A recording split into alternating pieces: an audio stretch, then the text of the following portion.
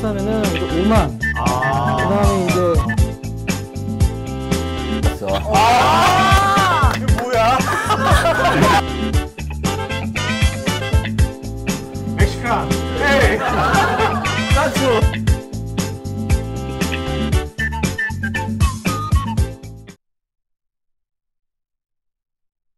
네, 안녕하세요. CEO톡 35회 천만부 수출탑의 세계 3위의 34년 된 의료 영상 진단 전문기업 제이페 헬스케어의 김진국 대표님 모시고 지금부터 1시간마다 진행하도록 하겠습니다. 먼저 저는 날지식을 큐레이션하는 날PD 고우성입니다. 반갑습니다.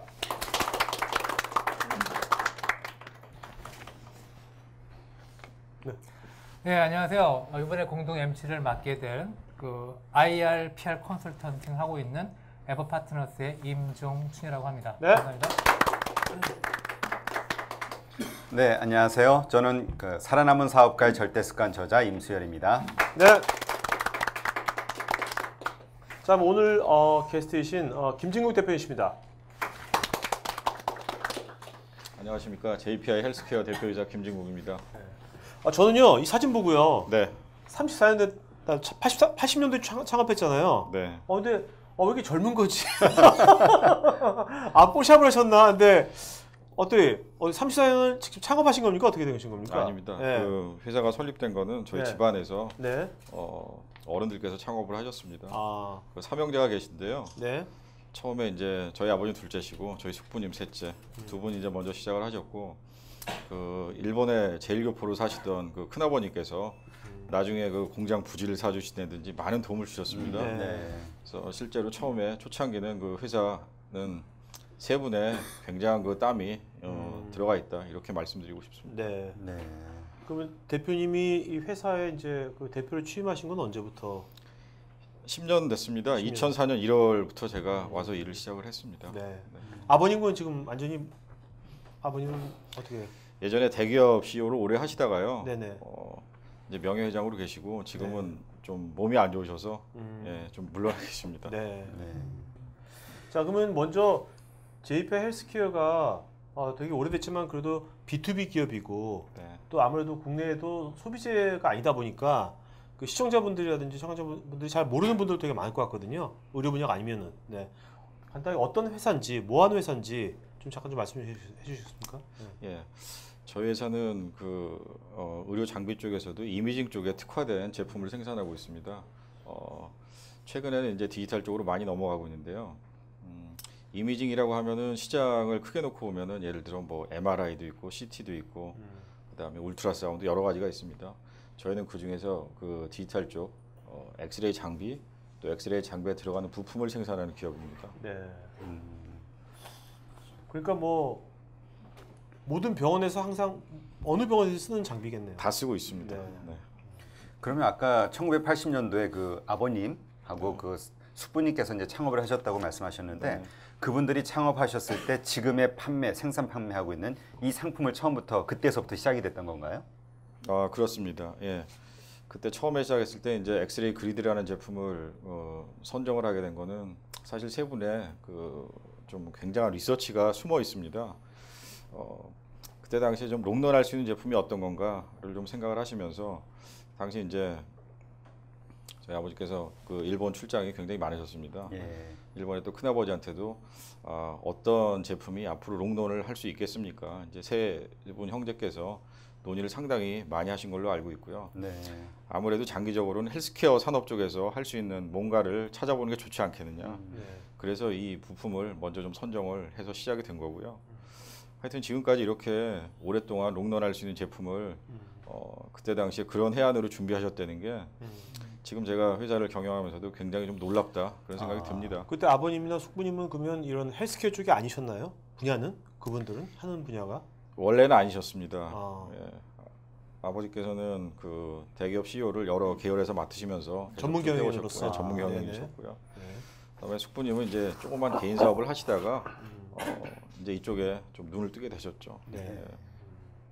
그러면 이제 그렇게 아버님과 숙부님이 계속 이제 운영을 해오셨지 않습니까? 네. 그렇게 한 20여 년 운영을 해오시다가 이제 2004년도에 네. 이제 그 대표로 이제 취임을 하시게 됐는데 왜 또 사촌 형제들도 있을 거고 또 형제간들도 있지 않으세요? 있습니다. 네. 예, 그런데 우리 대표님이 선택되신 그 이유는 뭘까요? 원래 그럴 때 뭐 왕자의 난 같은 걸 하지 않습니까?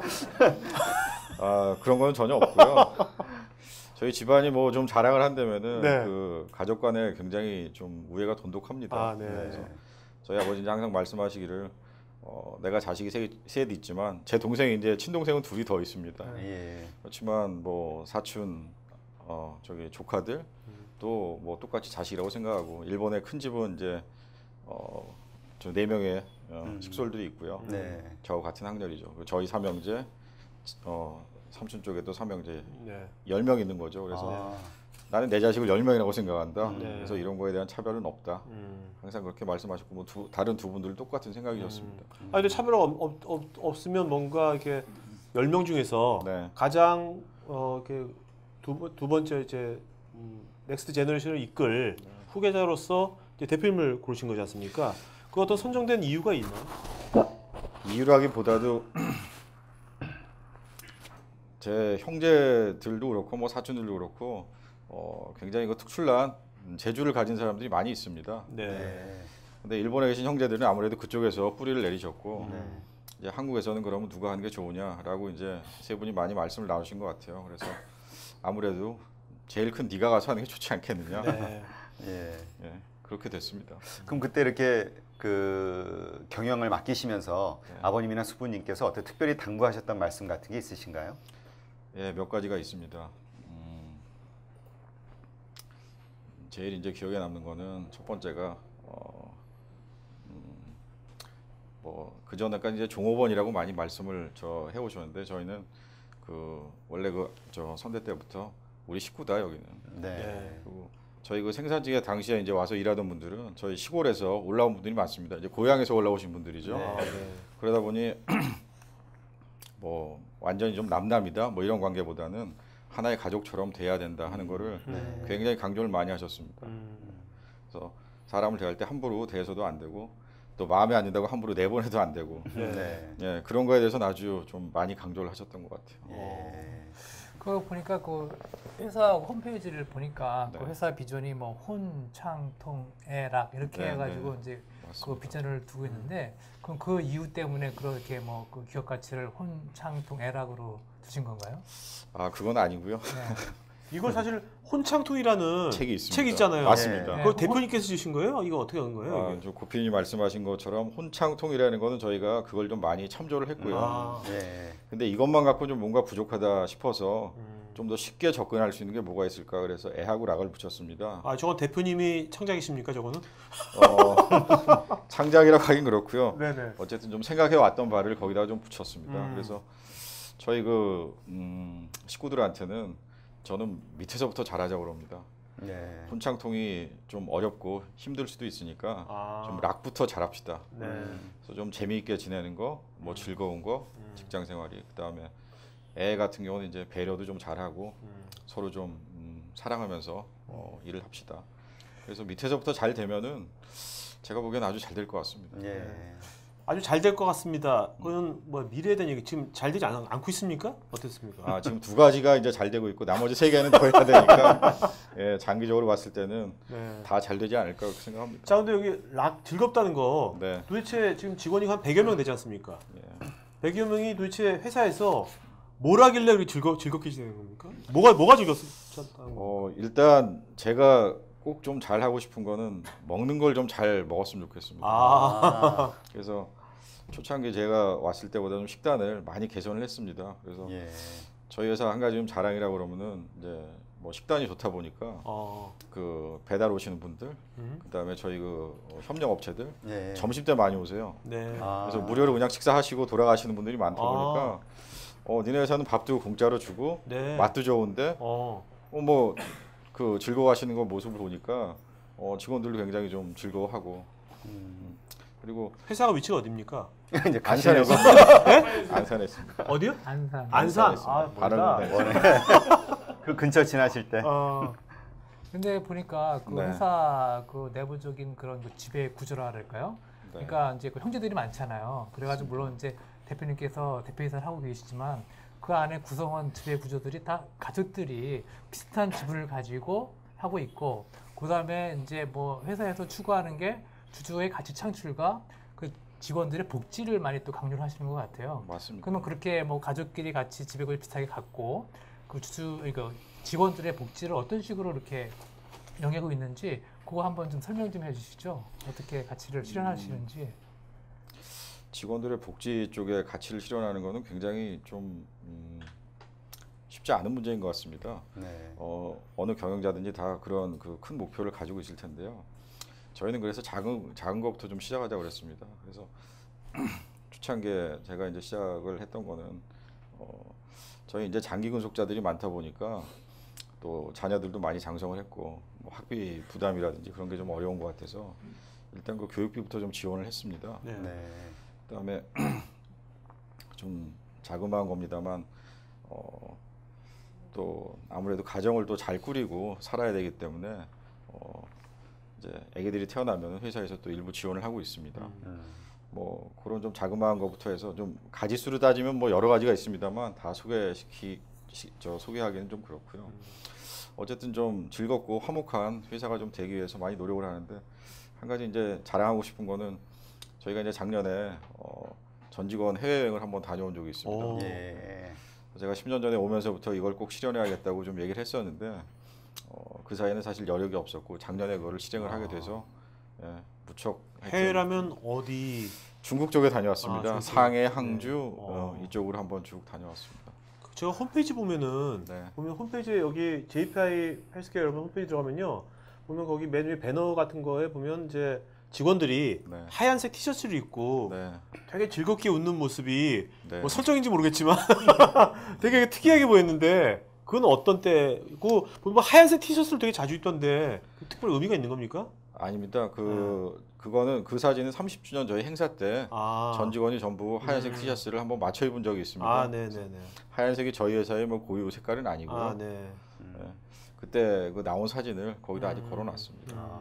근데 그 2004년도 이제 대표로 취임하셨는데 그때 그 상황이 어땠나요? 그러니까 대표로 취임하실 때 그 상황이 회사가 어려워서 뭔가 돌파구로서 선택이 되신 것인지 아니면 더 잘 나가고 있지만 더 잘 나가기 위해서 선택이 되신 것인지.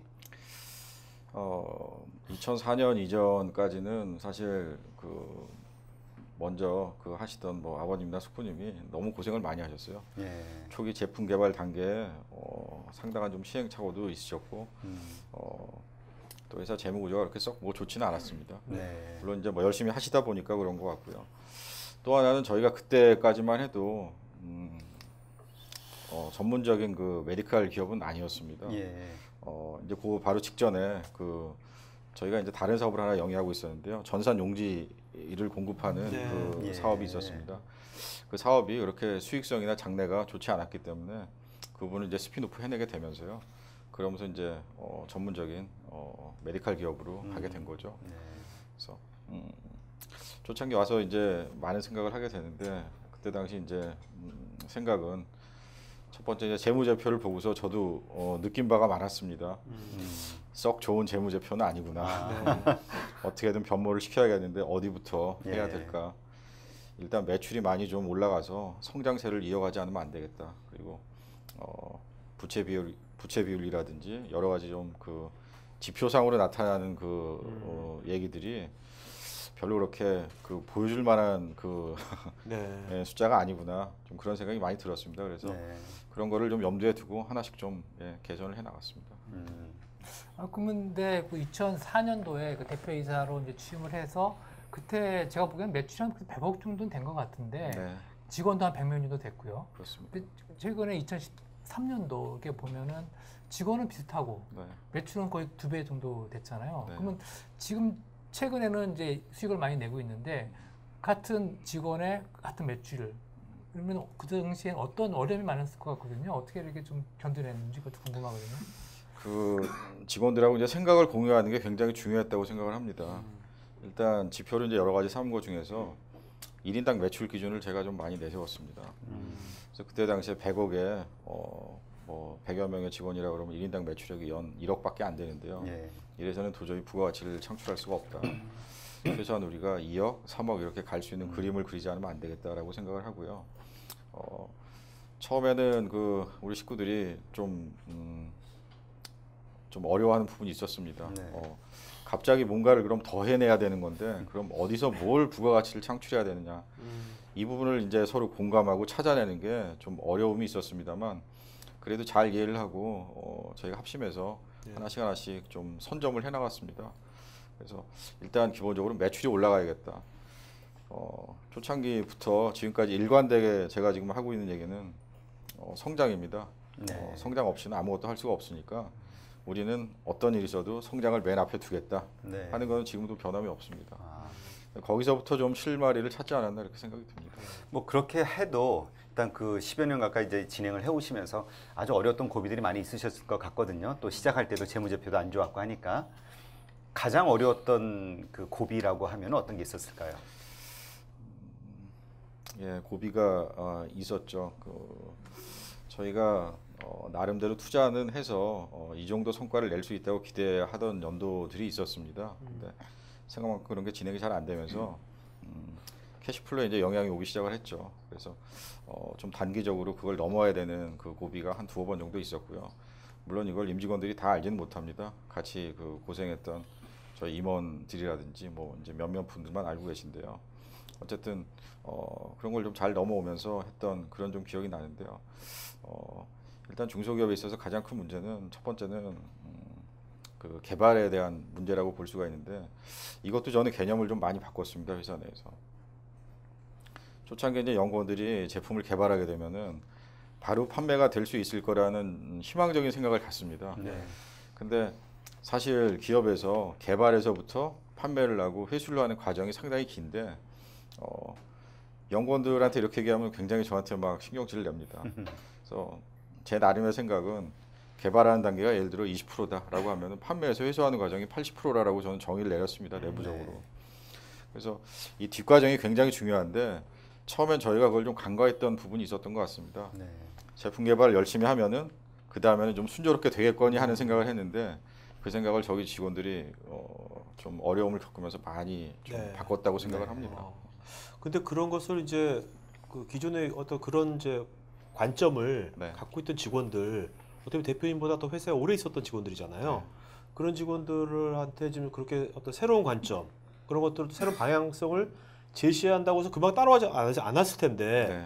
그래도 그런 사람들을 어떻게 이끈 어떤 그런 노하우라든지, 왜냐면 다른 여기 CEO분들도 그런 그렇죠. 고민 다 있거든요. 이걸 좀 어떻게 조직을 좀 변화시키고 싶은데 변화 관리라는 게 되게 힘든 거지 않습니까? 어느 조직이든지. 그래서 좀 노하우 좀 말씀해 주시죠. 제가 보기엔 노하우랄 건 없고요. 네. 일단 그 많이 들어야 될 것 같습니다. 예. 아, 마이드. 예. 제가 얘기를 많이 하는 것보다 많이 들어야지 음. 그분들도 사장이 열심히 들어주는데 어. 그러면 우리도 열심히 들어야 되지 않을까? 저는 이제 속으로는 그런 생각을 좀 했습니다. 네. 그래서 80%는 얘기를 듣고 20%는 제 생각을 얘기를 하고 좀 이런 좀 주의를 가지고 계속 좀 끈기 있게 저 속으로는 밀고 나갔습니다. 네. 네. 나중에는 좀 잘 따라와 줘서 음. 너무 감사하게 생각을 하죠. 네. 오늘 토크할 때는 많이 말하셔야 돼요. 네. 들으면 안 돼요. 말씀 많이 드리고 있습니다. 근데 이제 그래도 이제 직원들이 계속 또 들어오시고 또 나가시고 했을 거 아닙니까? 네, 네. 중소기업이 가장 큰 애로점의 하나로 꼽는 게 좋은 인재를 뽑는 것과 또 계속 그렇습니다. 오랫동안 유지시키는 거, 이런 게 문제라고 좀 보고 있는데 어떻게 그러한 점에서 어떤 정책들로 그런 어떤 좀 효과를 보고 계시는 게 있나요? 그건 너무나 진짜 그 어려운 문제고 어려운 또 질문이십니다. 아마도 회사를 경영하시는 경영자들께서 이 문제 때문에 뭐 머리가 안 아프신 분들이 없을 것 같은데요. 이것도 저는 답은 없다고 생각을 합니다. 일단 제가 좀 잘할 수 있다라고 생각하는 그 한 가지 마음을 좀 가져보는 거는 회사가 뭐 좀 불비하고 부족해서 저희 식구들한테 못 해주는 건 있을지 언정 좀 진심을 잃어서는 안 되겠다 그런 생각을 가지고 좀 많이 대하려고 합니다. 어차피 뭐 급여라든지 모든 복리후생 물질적인 걸 가지고 다 해결을 할 수는 없기 때문에요. 그런 부분에 좀 진심이 전달돼 있으면은 그나마 그래도 파트너십이나 그 신뢰관계를 오랫동안 구축하고 갈 수 있지 않나 그런 생각을 하고서 해왔습니다. 네. 그런 게 조금 좀 도움이 되지 않나 싶은데요. 네. 그 회사가 이제 설립한 지 한 30년 됐고요. 네. 엑스레이 그 이미지 관련해가지고 제품을 이제 개발하고 제조하고 이제 판매를 했는데 그 제품에 대해서 현재 그 밖에서 보는 그 만족도는 어때요? 국내에서는 사실 저희가 B2B 쪽이 많다 보니까 그렇죠. B2C도 일부 있습니다. 네. 네. 그래서 소비자들에 대한 인지도는 그렇게 높다고 지금 말씀드리긴 좀 그렇고요. 대신에 이제 B2B로서 저희 제품을 사용해 주시는 좀 기업 클라이언트들은 좀 인지도가 상당히 있습니다. 그리고 국내보다는 해외에서 인지도가 더 있고요. 저희가 이제 JPI라는 그 로고를 사용한 지는 초창기부터 사용해 왔기 때문에 JPI 헬스케어라고 이름을 바꾼 거는 30주년 행사 때 저희가 공표를 하고 이제 바꾸게 된 거고요. 그 전에는 회사 이름이 정원정밀공업이었습니다. 그때 당시에도 저희가 이 로고는 그대로 썼습니다. JPI라는 로고를. 정원 프리시전. 맞습니다. 정확하십니다. 네, 아이를 모르겠네요, 근데. 인더스트리죠. 인더스트리. 네, 정원 프리시전 인더스트리로 해서 했는데 해외에서 발음하기도 어려워하시고 그래서 저희가 그때 당시부터 JPI라는 걸 써왔습니다. 네. 그래서 그 저도 이제 의료기기 쪽은 저도 문외한이라 가지고요. 근데 이분들도 아시겠지만 우리가 벤처부에 있을 때 그 메디슨 네네. 이민아 회장, 예. 메디슨은 우리가 다 많이 알고 있잖아요. 많이 아시죠? 그것도 어떻게 보면 B2B인데 그건 많이 알려졌단 말이에요. 근데 JPI 헬스케어는 어떻게 보면 메디슨이 언제 창업했는지 모르겠지만 80년도면 되게 일찍 창업하신 건데 네. 근데 JPI 헬스케어는 메디슨보다는 그렇게 인지도가 없단 말이에요. 우리가 잘 모른단 말이죠. 왜 그럴까요? 메디슨 왜 그랬던 거? 글쎄요, 거기에 대해서는 저도 깊이 생각은 안 해봤습니다만, 근데 메디슨 같은 경우는 아무래도 일단 매출 규모도 저희하고 좀 완전히 다른 레벨이고요. 그다음에 그 이민아 회장님을 비롯해서 그때 초창기 창업하셨던 그 멤버들께서 워낙 또 좋은 백그라운드를 가지시고 네. 준비를 하셨기 때문에 아마 언론에서도 관심을 많이 가지시고 해서 그렇지 않나 그런 생각이 듭니다. 근데 어떻게 보면 아이러니하게 JPI 헬스케어 메디슨 지금 지금 거의 인수당이고 막 그러지 않습니까? 삼성에서 삼성이 인수했죠. 네. 여기 JPI 헬스케어는 오히려 지속 가능하게 쭉 하고 이제 글로벌하게도 지금 세계 90여 개국에 수출하고 있고 그런 거 보면 어떤 반짝하는 게 단지 좋은 것만은 아니라는 생각도 드는데 그렇게 보시기보다는 네. 제가 볼 때는 아무래도 좀 성장이 두드러지고 눈에 잘 띄면은 시샘도 받고 좀 견제가 많지 않았을까 그런 생각이 네. 들고 저희는 자그마했기 때문에 눈에 잘 안 띄었죠. 네. 근데 그 품목이 네. 그리드라는 그 품목이 아마 주력 품목이신 것 같아요. 맨 오른쪽에 있는 게 여러분 그리드란 건데 제가 예, 그리드가 뭔지 모르겠거든요. 이게 도대체 솔직히. 어떤 네. 용도로 쓰는 건가요? 간단히 말씀드리면은 저거는 엑스레이를 찍을 때 엑스레이를 찍어 보면은 그 난반사가 많이 일어납니다. 그래서 예. 이미지를 정확하게 매치게 하는데 어려움이 많은데요. 저걸 이제 같이 활용함으로써 그 노이즈를 없애주고 어떻게 보면 필터라고 생각을 하시면 될 것 같아요. 엑스레이를 잘 나오게 하는 일종의 필터 기능이다. 네. 그렇게 보시면 될 것 같습니다. 그 제품이 현재 그 내수하고 수출 많이 하시잖아요. 내수와 네. 수출 비중하고 향후에 근데 교통 이제 매출 늘려야 되는데 그 매출 확대 계획 좀 한번 말씀해 주시죠. 국내하고 해외 매출 비중은 연도에 따라 조금 차이가 있습니다만 국내 해외 비중이 80에서 85%. 와. 네. 수출 기업이네요, 완전히. 네, 수출이 훨씬 많습니다. 내수가 15에서 20% 정도 네. 되고요. 저희가 해외에 그 판매 법인이 있습니다. 미국하고 일본에 뉴욕하고 동경에 판매 법인을 가지고 있는데요. 4년 전에 설립을 했고 미국은 그 전부터 대리점이 오래 있었고요. 그걸 저희가 이제 법인화해서 인수를 한 거고 일본도 저희 제품을 취급하던 디스트리뷰터가 있었습니다. 그래서 그게 이제 종료가 되면서 저희가 판매 법인을 세웠죠. 그래서 좀 시장이 큰 지역은 판매를 활성화하기 위해서 판매 법인을 세워서 좀 역량을 많이 집중을 했습니다. 네. 그래서 그런 데를 또 통해 가지고 판매가 많이 늘어나지 않았나 그렇게 좀 생각을 하고요. 향후에도 계획을 좀 가지고 있습니다. 지금은 미국하고 일본만 저희가 법인이 있습니다만 중국하고 유럽 쪽에 또 법인을 세울 계획을 가지고 있습니다. 그래서 여기 지금 한국을 중심으로 해가지고 미국, 일본, 중국, 유럽 이렇게 4개 권역으로 저희가 좀 판매 권역을 좀 확대해 나가려고 합니다. 이게 글로벌화된 거는 대표님이 2004년도에 취임한 다음부터 글로벌 시장을 많이 뚫는 겁니까? 아니요, 그 전부터 계속 네. 그런 노력을 해왔었고요. 네. 제가 거기에 힘을 좀 보탠 네. 정도다라고 이해를 해주시죠. 근데 그동안 이제 CEO 토에 출연했던 CEO분들 같은 경우에 어떤 분들은 많은 분들은 좀 대리점을 많이 활용했거든요. 네, 근데 이제 지금 대리점을 하시다가 이제 현지 법인으로 많이 바꿨잖아요. 네. 그리고 우리나라 대기업들도 보면 거의 다 현지 법인 만들고 있고 어떤 대리점으로 할 때하고 현지 법인으로 할 때하고 어떤 뭐 장단점이 있는 건지 네. 그다음에 현지 법인 만들 때 어떤 것을 유의해야 되는 건지 현지 법인 만들면서 되게 또 돈 까먹는 기업도 되게 많거든요 주위에서. 네. 네, 그거 좀 말씀 좀 해주시죠. 대리점이 좋다, 현지 법인이 좋다 하는 거에 대해서 뭐 정확하게 판단을 내릴 수 있는 건 아니라고 봅니다. 이제 뭐 법인이라든지 대리점이 설립될 당시에 그 시장의 그 상황이라든지 이런 게 이제 고려가 돼야 되는데요. 아무래도 자회사로서의 판매 법인을 설립한다는 거는 한 가지 분명한 장점은 있습니다. 본사에서 하고자 하는 방향대로 움직여 가니까 네. 이거는 뭐 잘 안 되더라도 속이 좀 덜 아프죠, 한마디로. 해본 만큼 한 다음에 안 네, 되는 그렇습니다. 거니까. 노력한 만큼 네. 어차피 결과가 나오는 거기 때문에 그 정도 투자를 하고 시장만 잘 읽고 있으면은 네. 충분히 가능성이 있다고 생각을 하고요. 이제 디스트리뷰터십으로 하는 경우도 장점이 많이 있습니다. 초기 투자가 별로 없으니까 자본력이 약한 회사들은 많이 활용을 하면 좋은데 단점은 이제 그쪽하고 뜻이 맞아야 된다는 전제 조건이 있어야 되니까 네.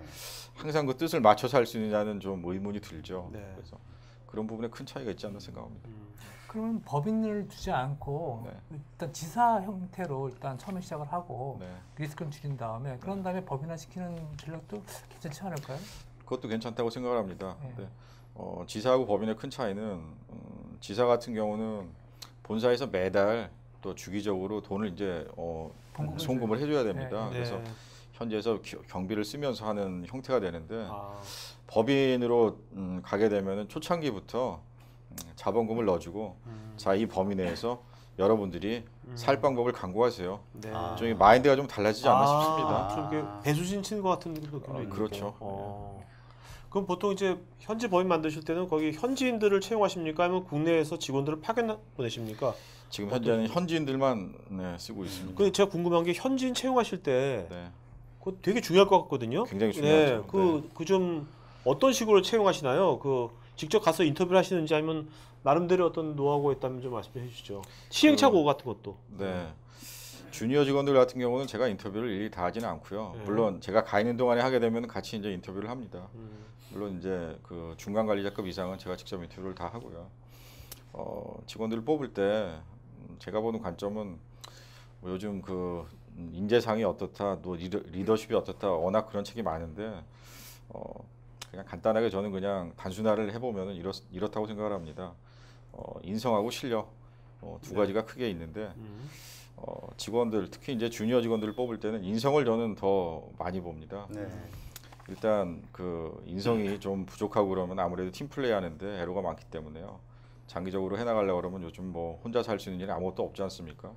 당연히 팀 플레이를 위주로 해야 되는데 그러려면은 좋은 품성을 가진 사람이 회사에 들어와야 되겠다 그런 생각을 가지고 있고요.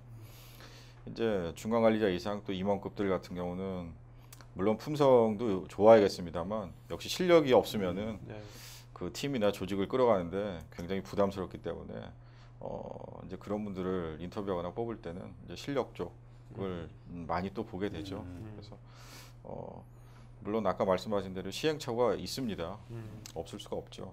근데 일단은 좀 참고 기다려 보는 시간을 저는 다른 분들보다는 좀 더 길게 가져가려고 노력을 합니다. 그래서 뭔가 좀 더 조직을 좀 안정시키고 하는 그 생각을 가지고 있구나 이런 생각을 좀 진심으로 전달하는 게 중요하다고 생각을 하고요. 아, 그러니까 당신을 믿는다.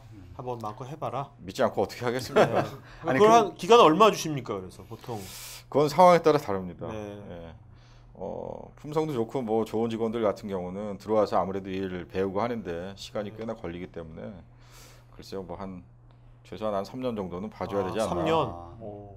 근데 지금 이제 경영진 같은 경우는 이제 실력이 있어야 된다라고 말씀을 하셨잖아요. 네. 그리고 나름대로 이제 실력이 있는가 없는가를 검증하시겠죠. 근데 대부분 인터뷰할 때 나는 실력 있다라고 다 표현을 하잖아요. 말을. 대부분 그러시죠. 또 예. 미국 애들 워낙 또 뻥이 심하죠. 미국 애들도. 아, 그래요? 네, 미국 애들도 어떻게 그걸 분간하세요? 진짜 실력 있는지를? 그 분간은 어렵습니다. 그건 뭐 제가 신도 아니고 어떻게 알겠습니까?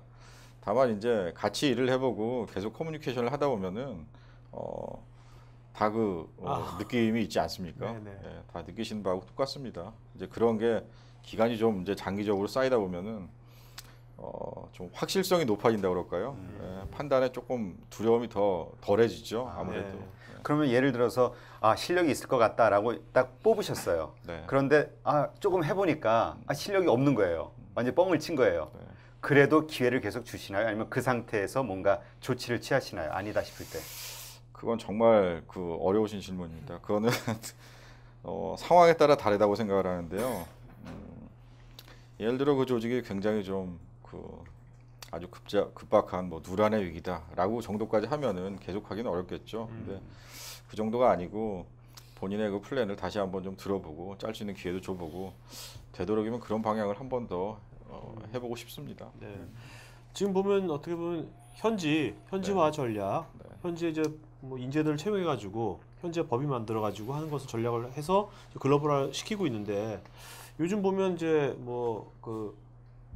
R&D도 네. 어떤 회사들은 이제 꼭 자기네 나라에서만 하는 게 아니라 현지에서도 R&D를 하거든요. 그렇습니다. 이제 그런 계획 같은 건 없으십니까? 그런 전략이라든지 이런 것들. 저희가 역량이 좀 더 생기면은 사실 하고 싶은 일 중에 하나입니다. 네. 얼마 전에 이제 저희 같은 메디칼 사업을 영위하시는 사장님께 이제 좀 한번 조언을 구한 적이 있습니다. 국내와 해외에 똑같이 연구소를 운영하시고 계신 분인데 그분이 아주 재미있는 얘기를 한번 해주셨어요. 똑같은 제품을 개발하는데 한국 연구소하고 미국 연구소 같은 날에 이제 스타팅을 한 거죠. 같은 그래서, 프로젝트를. 예, 이분이 이제 뭘 보고 싶으셨는지 제가 나중에 이제 알게 됐습니다만 웬만하면 리소스가 한정돼 있기 때문에 한 제품을 이렇게 동시에 시키지는 않거든요. 그렇죠. 근데 초창기 예를 들어 프로젝트 기간이 1년이다라고 하면은 초창기 한 9개월, 10개월째까지는 한국 연구소가 굉장히 앞서 나갔다는 겁니다. 근데 마지막 한 11개월쯤 돼서는 미국 연구소에서 별로 큰 실적도 없어 보이다가 이제 뭔가 좀 구체적인 실적이 조금씩 쌓아 올라가기 시작하면서 마지막 달 돼서는 이제 역전이 됐다는 거죠. 그래서 결국 이제 마지막 제품을 내놓은 거는 미국 법인에서 먼저 내놓고 제품도 훨씬 더 훌륭하게. 이유가 뭔가요? 이제 그분이 말씀해 주시는 게 우리 엔지니어들 너무 머리가 좋죠. 빠릅니다. 네. 근데 저희도 이제 그런 우를 자주 범합니다만 일단 체계적으로 뭔가 좀 다큐먼트라든지 이런 걸 체계적으로 해놓지 않고서 일단 제품부터 빨리 만들어 놓고 그건 나중에 하지 이런 생각을 아직 많이 가지고 있습니다. 근데 미국 친구들은 좀 우둔해 보이지만은 이런 걸 차근차근 해놓고 나중에 뭔가 시행착오가 있더라도 바로 그걸 찝어서 확인해보고 다시 되돌아올 수 있는 이런 이제 체계적인 시스템이 돼 있다 보니까 결국 그런 게 쌓여서 막판에는 다른 결과물이 나온 거죠. 그래서 그분 이제 하시는 말씀 중에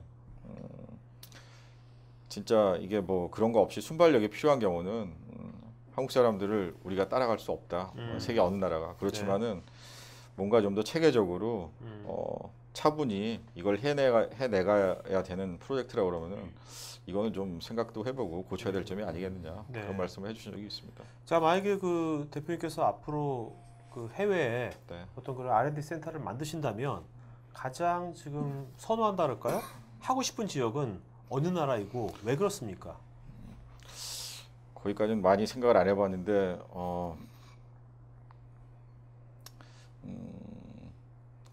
글쎄요, 지역마다 좀 장점이 있을 것 같습니다. 일단 한번 장점 좀 말해 주십시오. 저희가 사실 대표님은 또 해외도 많이 나가보셨고 저희들은 아직 해외도 못 나가본 분들 되게 많거든요. 제주도 못 가본 사람 많아요. 그러니까 좀 이렇게 그 지역마다 어떤 장점들이 있는지 잠깐 좀 설명해 주세요. 물론 대표님의 관점이죠. 그거는 한번 말씀해 주시죠. 아까 말씀드린 대로 이 초기부터 그 체계적인 그 연구를 쌓아 올라가는 거는 아무래도 미국이라든지 독일, 일본 이쪽이 굉장히 탄탄하다고 생각을 합니다. 네네. 그래서 물론 거기 엔지니어들이 비싸고 뭐 고집도 있겠죠. 엔지니어들 중에 뭐 고집 없는 사람이 있겠습니까? 그렇더라도 아마 어떤 그 목표가 정확하게 설정이 돼 있고 이걸 해야 된다 그러면은 나름대로 굉장히 치밀한 계획을 세울 거라고 생각합니다. 그쪽 지역에 있는 사람들은. 네네. 네. 그 중국도 요새 R&D 센터로서 굉장히 각광을 받고 있는데 중국 같은 경우는 그냥 제 개인적인 판단으로는 네네. 아직까지는 선진국 그 엔지니어들의 마인드는 좀 못 따라가고 있지 않나. 네. 좀 개인적인 성향도 강하고 음. 물론 그렇지 않은 친구들도 많이 있습니다. 특히 이제 그 해외에서 오랜 시간 좀 공부를 하고 그런 마인드를 좀 체득하고 온 사람들은 좀 다릅니다만 중국에서 자생적으로 그렇게 해온 사람들은 아무래도 그런 부분이 조금 좀 네. 예, 부족하지 않나 그런 네. 생각이 좀 들고요. 그렇습니다. 그럼 저기 최근에 이제 회사가 성장이 좀 많이 좀 빨라지고 수익도 좋아지고 그러는데 그러면 처음부터 만들어진 제품 개발했던 그 제품들 있잖아요. 네. 그 제품을 가지고 계속 마켓을 넓혀간 건지 아니면은 그 시간의 그 타임라인에 따라서 새로운 제품을 업그레이드해 가지고 그걸 출시한 건지 그런 내용 좀 말씀해 주시겠습니까? 그 두 가지가 다 해당이 됩니다. 네. 초창기에 이제 만든 제품은 이제 업그레이드를 계속 해왔죠. 그래서 초창기에는 예를 들어 저희 이제 저희끼리 하는 표현으로 GPS라고 많이 하는데요. G 필립스 시멘스입니다. 예, 전 세계 이제 3대 그 메디칼 어떻게 보면 거두죠. 진짜 GPS네. 예, 다른 회사들이 사실 그 범접이 잘 안 될 정도로 굉장히 큰 회사들입니다. 물론 일본의 도시바라든지 뭐 히다치 굉장히 큰 회사들도 많이 있는데 아직 그런 좀 미국이나 유럽의 큰 회사들하고는 좀 견주기가 어렵고요. 네. 초창기에 저희가 이제 주위를 들어가기 위해서 굉장히 많이 문을 두드렸습니다. 근데 좀 뜻이 있으면은 또 길이 생긴다고 주위에서 또 때마침 그 아시아 쪽에 소싱을 할 만한 회사들을 물색을 하다가 저희가 좀 그런 노력을 많이 하는 거를 좀 인정을 해줬던 것 같아요. 그래서 네. 그러면 한번 이렇게 해보세요, 저렇게 해보세요. 여러 가지 그 방안을 좀 제시를 해주시더라고요. 그래서 뭐 실제로 저희가 물건을 납품하는 데는 그 후로부터도 한 2, 3년 정도 더 걸렸습니다만 네. 그때 당시 이제 상당히 많이 업그레이드가 됐습니다. 그래서 최근에는 이제 시멘스에 저희 제품이 상당히 많이 들어가고 있는데요. 시멘스 같은 경우도 똑같은 그 과정을 겪고서 했지만 시행착오를 이미 했었기 때문에 G에서. 네 최대한 그 시간을 줄여서 빨리 저희가 들어갈 수 있습니다. 그러니까 그 G와 지멘스 같은 그 대형 글로벌 기업의 이것이 하나의 부품으로 들어가는 겁니까? 그러니까 완제품으로 들어가는 게 아니라. 예, 저희가 들어가는 그리드라는 제품은 부품으로 들어가는 겁니다. 네. 근데 그 아무리 뭐 부품이긴 하지만요. 그 우리가 하나의 나라에 수출하는 것도 참 어렵지 않습니까? 근데 지금 말씀으로는 90여 개 나라에 지금 수출이 되고 있단 말이죠. 네, 네. 어떻게 이렇게 수출 다변화할 수 있었는지, 어떻게 그 각각의 나라들을 어떻게 개척할 수 있었는지 어떤 특별한 방법이나 노하우가 있으시다면 좀 알려주시죠. 저는 항상 그걸 꿈꿉니다. 그 제품만 진짜 좋게 만들어서 길목만 지키고 있다가 그물을 퍼올리는 좀 그런 회사가 됐으면 좋겠다 그런 생각을 좀 해보는데요. 여기에는 왕도는 없다고 생각합니다. 저희가 매년 고정적으로 나가는 전시회가 1년에 한 5, 6개 정도 됩니다. 1월 달에 요새 각광받고 있는 그 두바이 아랍헬스에자 하고요. 네. 그다음에 3월 달에 비엔나에서 하는 ECR이라는 그 레디알러지 유러피안 레디알러지 전문 전시회가 있습니다. 그다음에 다음 주에 이제 한국에서 코엑스에서 합니다. 그 네네. 키메스라고 네. 의료 전시회가 있고요.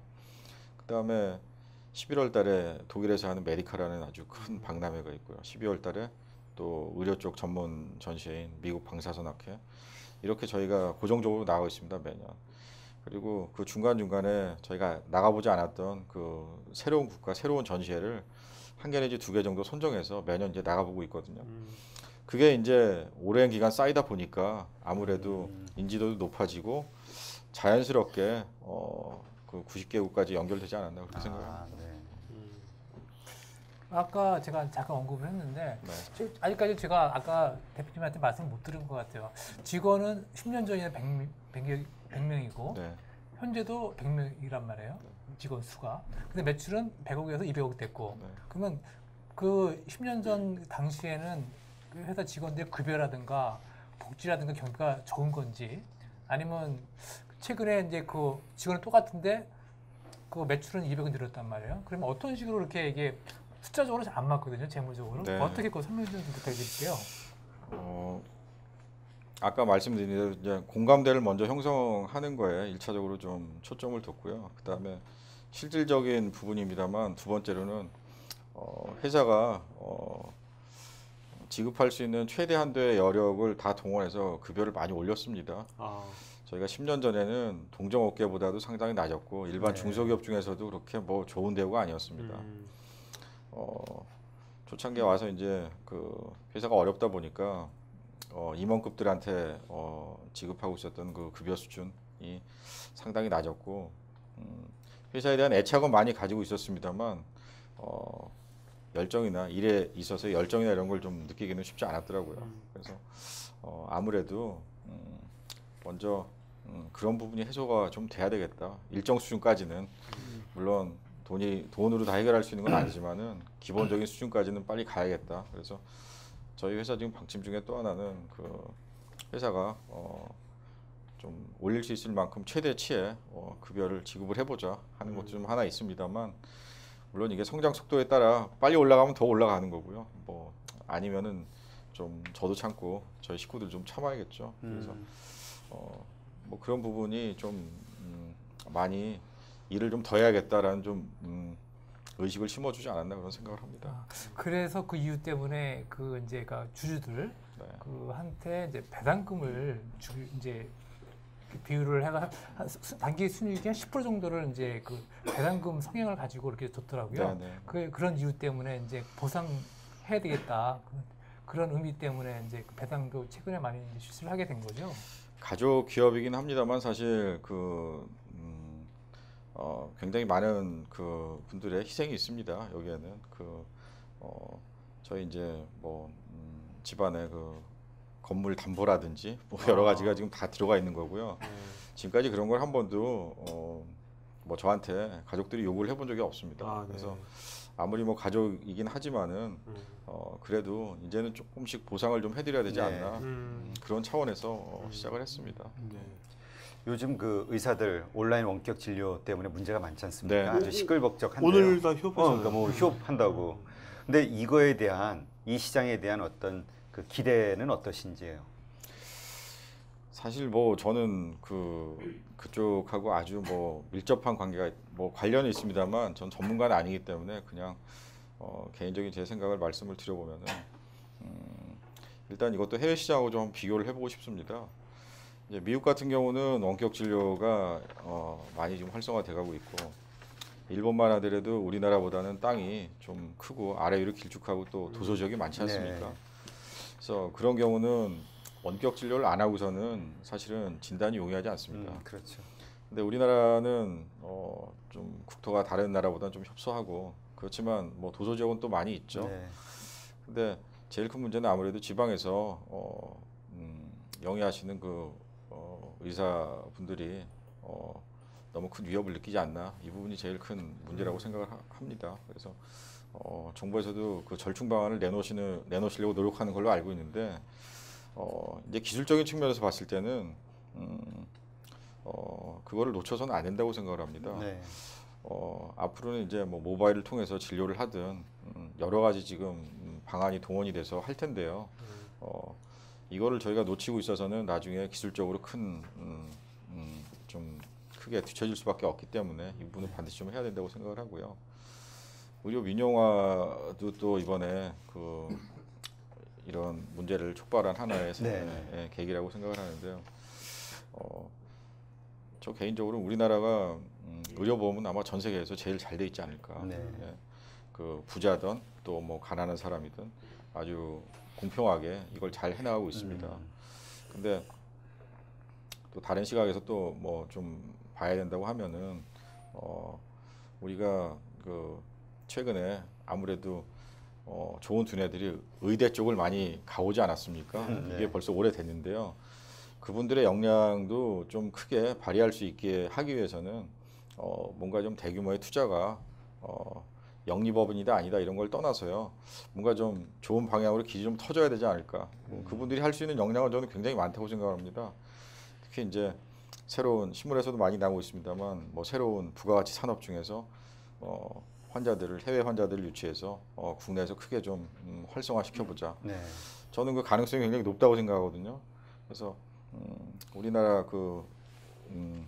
의사 선생님들이 가지고 있는 그 역량을 더 키울 수 있는 좋은 방안이 있는데 이거를 명분에 너무 힘을 실어줘서 놓치진 않았으면 좋겠다 그런 생각을 하는데 물론 아까 말씀드린 대로 의료보험이 크게 좀 훼손되지 않는 범위 내에서 좋은 방안을 찾아봤으면 좋겠습니다. 그러면 지금 이게 분명히 변혁 아닙니까? 네. 의료 시장이 이제까지와는 전혀 다른 어떤 새로운 그 트렌드가 열리는 건데 JPI 헬스케어에서는 어떤 준비를 하고 계시나요? 이 흐름에 맞춰서. 굉장히 어려우신 질문입니다.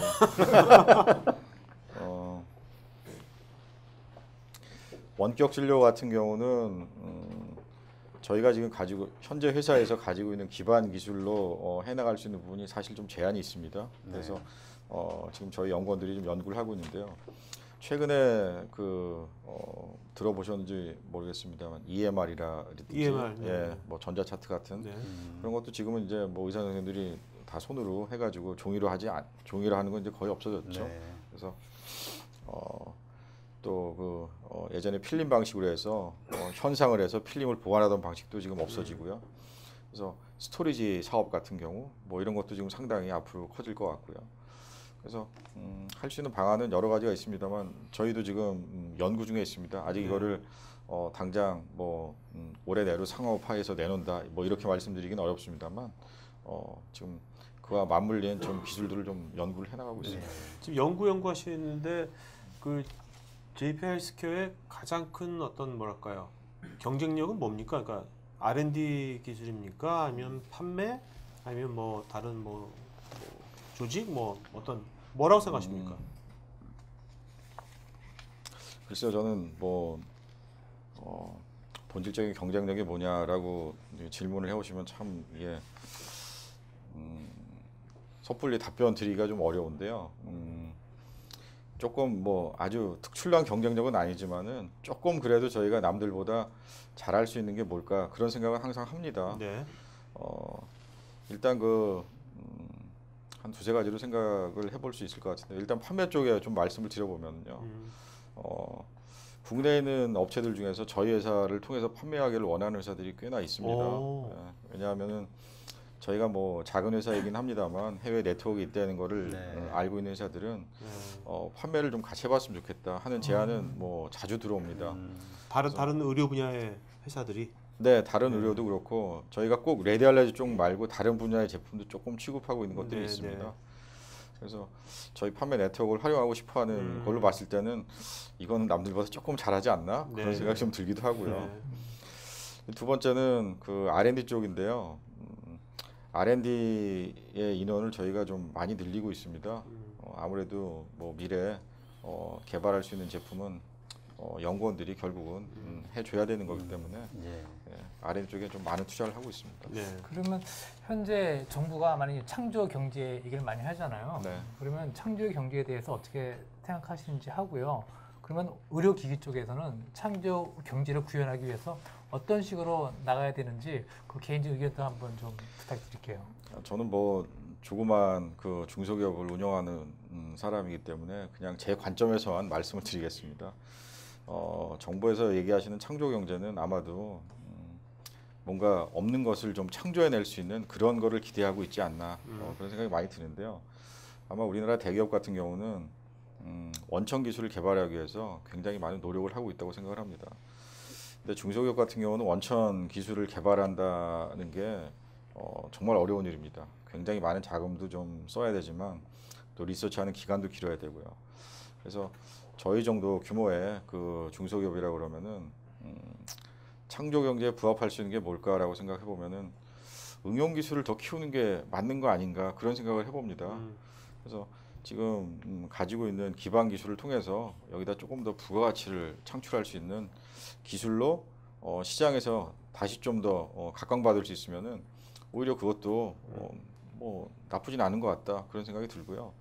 어쨌든 국부를 좀 많이 창출하기 위해서는 기반 기술이 됐든 원천 기술이 됐든 또 응용 기술이 됐든 이런 거에 대해서 정부가 완전히 이렇게 무자르듯이 크게 차별을 하는 게 아니고 그래도 부가가치를 창출하고 있네 하는 그런 좀 시각을 가져주셨으면은 좋겠다는 생각이 좀 듭니다. 네. 지금 보통 회사가 이제 10년 이상 창업해서 10년 이상 버티는 것도 되게 힘들거든요. 일반적으로. 그게 뭐 확률이 10%도 안 되죠. 일반적으로. 네? 네. 그런가. 근데 34년을 지금 회사가 지속된 건데 그 가장 큰 이유는 뭐라고 생각하십니까? 그게 회사가 오랫동안 지속하려면 무엇이 필요할까요? 여기 뭐 다들 사업하신 분들 다들 그런 꿈은 있을 거 아닙니까? 나 회사도 오래 하고 싶고 뭐 그런 거 있을 텐데 뭐를 우리가 가장 이제 고려하고 좀 해야 될까요? 오늘 질문 중에 제일 어려운 것 같습니다. 네. 아니 30년 버텼으니까. 네. 각자 뭐 생각하시는 그 바가 다 좀 있으실 거라고 생각합니다. 근데 오랫동안 버티면서 갈 수 있는 힘은 어디서 나올까? 저도 오기 전에 이거에 대한 답을 혹시나 질문을 주시면 어떻게 답을 해야 되나 고민을 청문회 하셨어요? 미리 사전에? 아니요. 다른 질문은 제가 생각을 안 하고 이 부분만 이제 좀 생각을 해봤습니다. 아무래도 30몇 년 됐으니까 그 질문을 한번 하시지 않을까. 일단은 좋은 사람들이 있어야 될 것 같습니다. 무엇보다도 이거는 뭐 기술적으로 아주 특출난 그 엔지니어가 많다. 그다음에 뭐 굉장한 진짜 천재급의 인원이 있다. 뭐 이런 거보다는요. 네. 좀 진심이 통할 수 있는 그 식구들이 모여서 뭔가 좀 꿈을 잃지 않으면은 해나갈 수 있지 않을까. 네. 그런 생각을 했습니다. 이거는 이제 10년 전에 제가 처음에 회사 올 때 별로 참견도 안 하신 아버지가 한 말씀 하신 게 그게 아니었을까 그런 생각을 요새 해봅니다. 그럼 회사에 지금 그 장기 근속자들도 꽤 있습니까? 많이 계십니다. 한 30년 되신 분도 있어요? 30년 되신 분, 30년 가까이 되신 분들이 몇 분 계세요. 네. 근데 그 아까 좋은 사람들이었잖아요. 네. 근데 사실 그 좋은 사람들이란 게 정의가 어떤 것이 좋은 사람들인지 그냥 회사 가면 뭐 다들 와와 하고 뭐 그냥 즐겁게 얘기하면 좋은 사람들인지 건지 뭐가 좋은 사람 좀 말씀해 주시죠. 그건 아까 말씀드린 거하고 좀 일맥상통하는데요. 그 좋은 뭐 인성이나 품성을 가지고 있으면서 자기 자신이 가지고 있는 능력을 좀 단계에서 각자가 지금 처한 시간이 지날수록 단계가 있지 않습니까? 거기서 뭔가 좀 최선을 다하려는 그런 자세, 그런 걸 갖추고 있으면은 아무리 뭐 어마어마한 기술이 아니더라도 회사를 영위해 나가는 데는 좀 뭐 문제가 없지 않을까 그런 생각을 해봅니다. 최근에 우리가 보면 현 정부에서도 그렇고 국내 그런 그 산업이 뭐 기업 공개를 통해서 이제 그 기업 집에 가지고 계신 분들한테 회수를 해주는 방법이 있고 최근 우리나라 같은 경우에는 미국 같은 나라가 M&A 부분이 많이 비활성화되어 있잖아요. 그래서 현 정부에서 M&A 활성화시키기 위해서 뭐 사업펀드 육성을 하고 또 회사 키우기 위해서 이제 그 M&A를 좀 더 신경 써야 되고 소득세 혜택도 많이 주고 그러는데 이 제페이 헬스케어 같은 경우에는 회사 오래됐기 때문에 회사를 팔 생각은 없으신 것 같고 그럼 회사 인수 좀 해야 되는데 그런 M&A에 대한 계획을 한번 좀 말씀해 주시겠습니까? 점점 어려워지는데요. 아까 맨 처음에 쉬웠던 질문이니까. 갑자기 도전 의식이 확 올라오는. 좀 더 센 거를.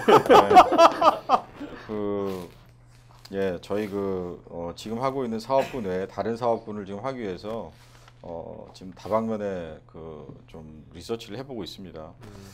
근데 예전 같으면은 예전에 이제 현대 계열회사만 이제 만들던 시절에는 이제 정정 회장님 같은 분들은 처음부터 이걸 다 만들어서 해보자 이제 이런 생각이 많으셨던 것 같고, 근데 최근에는 아마도 그렇게 가서는 당대에 뭔가 해내기가 굉장히 어려울 것 같아요. 너무 지금 빨리 변하고 있기 때문에 같이 마음에 맞는 사람들하고 협업을 할 수 있는 뭔가 좀 장이 많이 더 마련이 됐으면 좋겠고요.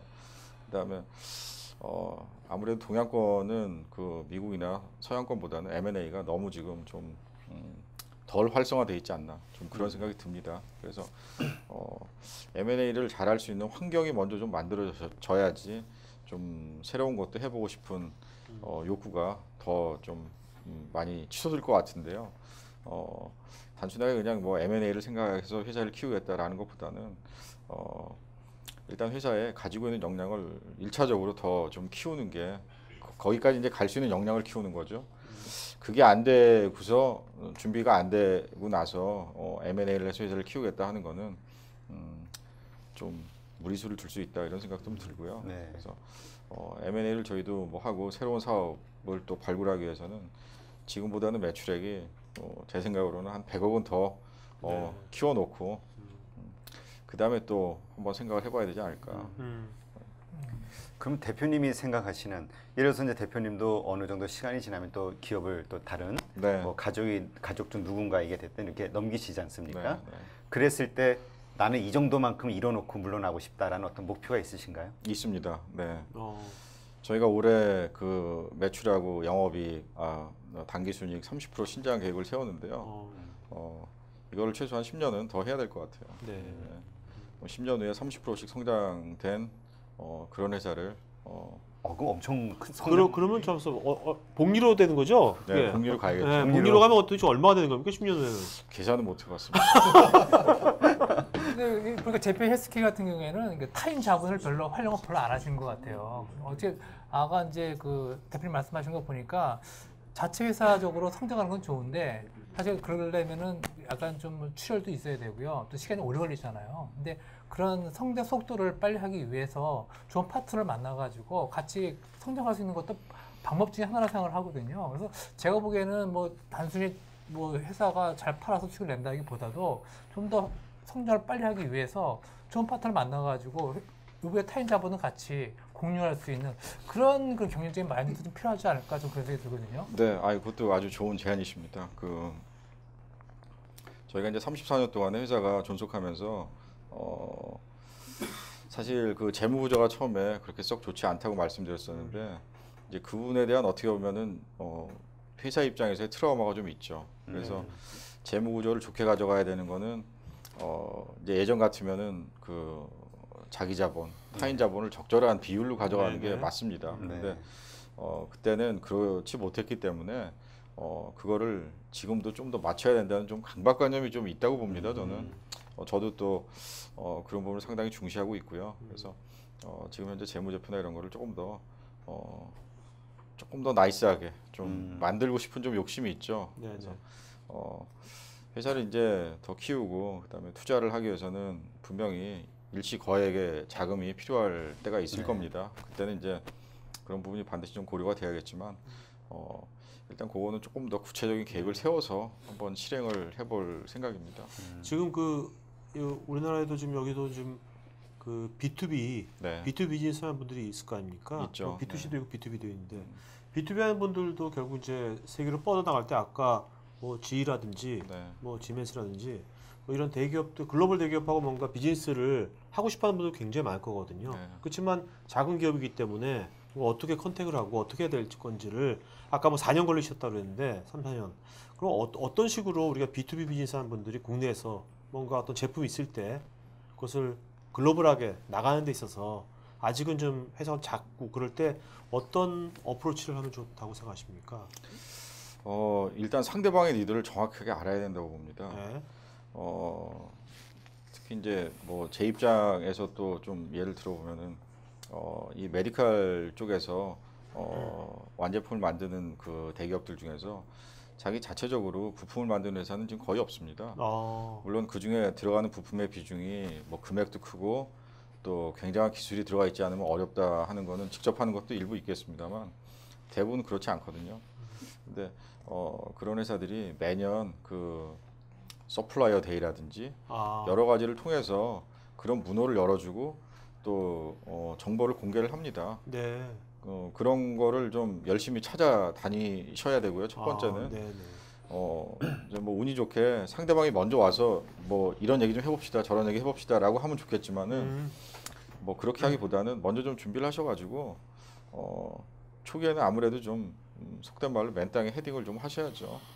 그게 안 되고서는 니드를 알 수 있는 방법은 극히 제한되어 있다고 생각합니다. 그러니까 그 대기업, 글로벌 대기업을 뭐 우리가 맨 땅에 전화를 건다는 게 아니라 네. 거기서 뭔가 아까 서플라이, 뭐 서플라이 체인에 대한 뭔가 그런 것에 대해서 오픈되게 그런 기회를 일단 제공하는 거군요. 오픈되게. 하는 경우도 있고 안 하는 경우도 있는데요. 일단 본인이 그거는 리서치를 해보고 네. 깊게 파 들어가지 않으면 알 수가 없습니다. 파 들어가면 나오니까? 나오긴 나옵니까?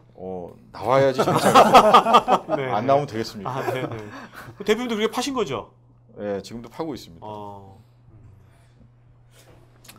요새는 이제 그 회의 같은 거 할 때 네. 그 전에 사실상 뭐 자금의 압박이 좀 많았었고 막 힘들어했었잖아요. 근데 최근에는 이제 뭐 직원들한테 해외여행도 이렇게 보내주고 또 주주들한테 배정도 해주고 그래서 요새 회의 분위기가 되게 좋겠네요. 또 계속 또 올라가니까 성장을 하고 계속 하니까. 뭐 꼭 그렇지는 않습니다. 저희가 요즘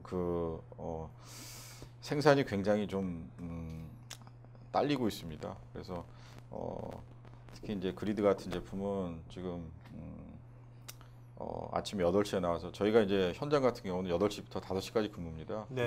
근데 주말에도 지금 계속 해야 되고요. 때에 따라서는 뭐 짧은 시간이지만 2교대도 좀 해야 될 정도로 굉장히 좀 수요가 많습니다. 그래서 일이 많은 것 때문에 뭐 큰 불만이 있는 건 아닙니다만 좀 피곤하니까 짜증은 좀 되죠. 그래서 뭐 분위기는 전체적으로는 좋습니다만 살짝 좀 기분이 나쁠 수는 있다. 네. 너무 피곤하니까. 네, 그렇게 전달 드리고 싶습니다. 그래도 겉에서는 이제 얼굴 약간 찡그릴 수 있는데 속으로는 되게 미소를 지을 수 있는 그런 분위기네요. 보니까. 저는 좋아한다고 믿고 있습니다. 그렇죠. 요새 뭐 이렇게 경기도 안 좋고 막 그런데 네. 지금 계속 성장하는 회사가 이건 되게 대단한 거죠. 네. 자, 그러면 지금 이제 100명인데 100명 유지하셨는데 앞으로도 100명을 계속 유지하실 건지 아니면 이제 직원을 더 늘리실 건지.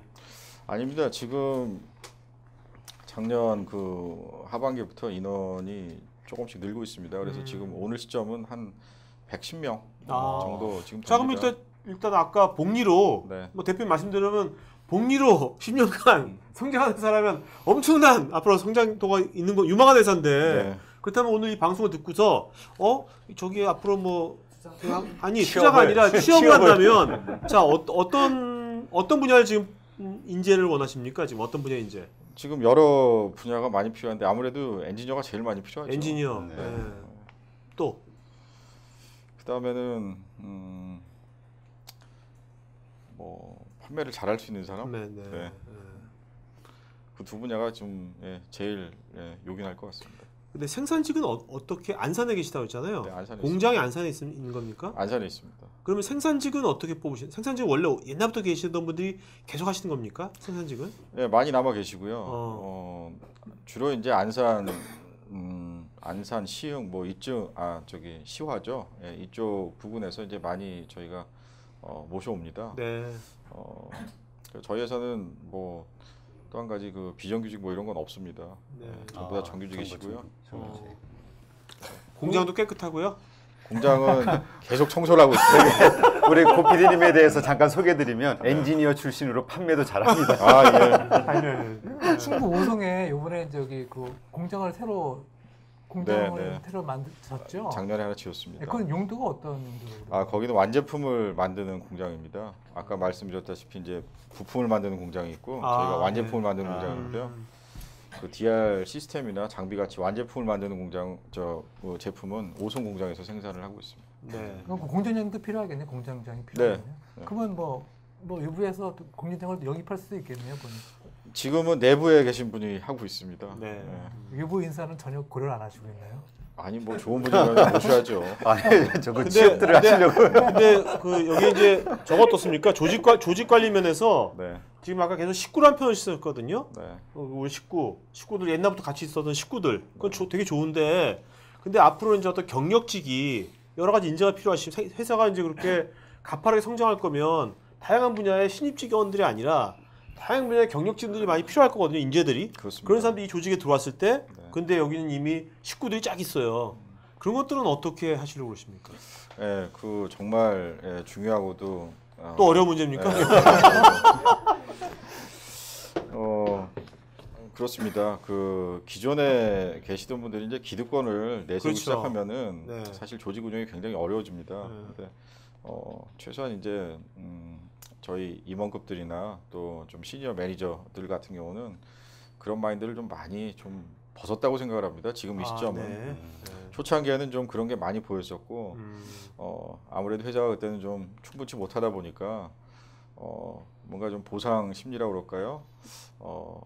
그 좀 본인들이 항상 좀 센터에서 뭔가 주도권을 행사하고 싶은 그런 생각이 좀 많았었는데 지금은 그때보다는 굉장히 좀 환경도 좋아지면서 네. 좀 오픈 마인드로 많이 변화됐다고 생각을 합니다. 네네. 그래서 저희 회사에 뭐 새로 오시는 그 중간 관리자급 또 임원급들 일하시는 데는 크게 지장은 없다고 지금은 느낍니다. 네네. 알겠습니다. 자 이제 Q&A 시간 갖도록 하겠습니다. 네. 마이크 준비해 주시고요. 자 질문 있는 분들은 손 들고 질문해 주시기 바랍니다. 궁금한 것들 편하게 물어보시기 바랍니다. 질문 나오기 전에 하나만 더 이제 네. 궁금한 게 있는데 사실 이제 모든 이제 그 R&D라든가 장비라든가 뭐 기술적인 부분은 사실 특허라든 걸 통해서 이 프로젝트가 되잖아요. 네, 방어가 네. 되는데 그 JPI 헬스케어에서는 외부에서 그걸 이제 기술을 도용해서 활용해서 이렇게 판매할 수도 있잖아요. 네. 그런 위험성은 없나요? 저희가 그런 부분은 철저하게 검증을 합니다. 그 특허와 관련된 부분은 국내 특허뿐만이 아니고 해외 특허, 뭐 PTC 이런 걸 다 리뷰를 해보고 저촉이 되지 않게 사전에 많은 그 좀 검토 작업을 합니다. 그래서 최근에 그런 부분이 문제가 되는 케이스가 지금 워낙 많기 때문에요. 준비를 많이 해서 진행합니다. 만약에 또 대기업에서 이게 이제 뭐 의료 기기 장비가 좀 괜찮아서 그 카피한다든가 아니면 또 다른 카피하는 게 약간 좀 도용해서 새로운 제품을 만들게 되면 그거에 대한 뭐 어떻게 뭐 방어 전략이라든가 이런 거 있나요? 그런 것들? 그건 너무 좀 난감한 문제일 수밖에 없을 것 같은데요. 네. 특허로서 보호받을 수 있는 범위가 사실은 좀 한정이 돼 있지 않습니까? 네. 그래서 그걸 벗어나서 하는 경우는 사실 뭐 저희뿐만이 아니고 다른 회사도 특별한 제재 수단이 없다고 봅니다. 다만 이제 기업들이 이제 어느 정도의 좀 통념상의 윤리 의식을 가지고 있느냐 이런 부분이 좀 중요할 것 같은데요. 하여튼 뭐 그 부분은 굉장히 좀 논쟁이 될 만한 얘기가 많습니다. 그래서 100% 보호를 받을 수 있느냐 하는 거는 그렇다고 말씀드리긴 좀 어려울 것 같습니다. 그럼 방법은 이제 각자 회사가 좀 찾아야겠죠. 자 질문 있으신 분들 질문 없어요? 네네. 네. 마이크. 예, 대표님, 만약 아까 그 똑같은 질문 선생에서 이제 제가 만약에 대표님 회사에 취직하고 싶어요. 네. 봉급을 많이 줄 것 같고 근데 앞으로 이분은 성장하니까. 회사 취직하고 싶대. 취직은 안 해 그리고. 어떤 인재는 진짜 필요해서 아까 굉장히 추상적으로 말씀하셔가지고요. 인재상, 그러니까 그냥 뭐 판매를 잘한다 그러면 너무 추상적이지 않습니까? 그러니까 제가 만약에 대표님 회사에 취직하고 싶으면 네. 뭐 어떤 걸 준비해가지고 가야 되겠습니까? 제가 구체적으로 여쭤보실 것 같아가지고 야 오늘 준비 철저히 하셨네. 아니 예상할 수 있는 질문들을 준비하신 거 지금. 아니요, 제가 두 가지만 저기 적어왔습니다. 제가 그냥 머릿속에서 말씀드릴 수 있는 거는 아까 뭐 추상적으로 좀 말씀드렸고요. 크게 저는 네 가지로 생각을 하는데요. 좀 일에 대한 헌신과 열정을 어떻게 보여주셨으면 좋겠다. 그럼 지금까지 해오신 부분을 뭐 예를 들어 발표를 한번 하신다든지 뭐 그런 형식이 될 수도 있고요. 그다음에 좀 멀티태스킹 능력이 있으면 좋겠다는 생각을 해봅니다. 요즘에 한 가지만 해서는 아무래도 좀 롱런하기가 어려운 세상 아니겠습니까? 그래서 여러 가지 좀 다양한 태스킹 능력을 가지셨으면 좋겠다는 거고요. 그다음에 세 번째가 가장 중요하다고 생각하는데요. 세 번째, 네 번째가요. 주변 동료들이 한 1년 일해보고 나서 정말 좋아할 만한 인물인가, 팀워크가 될 수 있는 좋은 인성을 가지신 분인가 하는 게 또 좀 검증이 돼야 될 것 같고요. 그다음에 미래에 대한 준비인데 다음 단계에 도전할 준비가 돼 있는 생각을 항상 하시는지 그건 오늘 이 시점에 이런 일을 하시지만은 뭐 1년 후에는 어떤 일을 하시겠습니까? 라고 제가 여쭤봤을 때 거기에 대한 답변이 바로바로 나올 수 있으시면은 네, 좋은 인재시라고 생각합니다. 아, 갑자기 실망하시는 얼굴.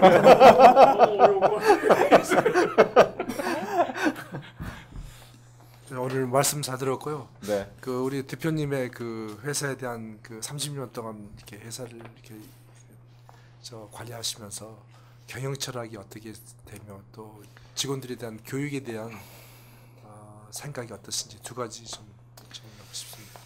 예,